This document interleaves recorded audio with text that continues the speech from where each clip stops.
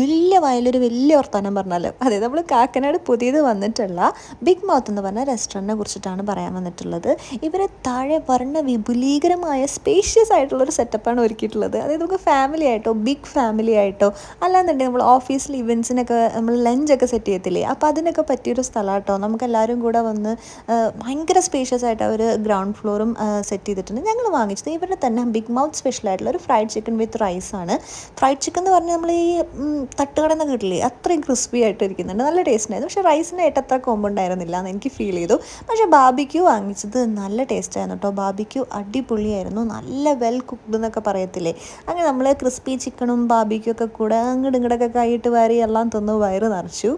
അത് കഴിഞ്ഞ് നമ്മൾ മുകളിലത്തെ സ്പേസും കൂടെ ഒന്ന് കാണാൻ പോയി. താഴെ മാത്രമല്ല മുകളിൽ എന്ന് പറഞ്ഞപ്പോൾ നല്ല അതേ സ്പേസിൽ തന്നെ മുകളിൽ നമുക്ക് കാക്കനാടിലെ തിരക്കേറിയതും കാഴ്ച കൂടിയതുമായ ലൈറ്റ്സൊക്കെ ഇരുന്ന് കാണാൻ പറ്റിയ ഒരു സ്പേസാണ്.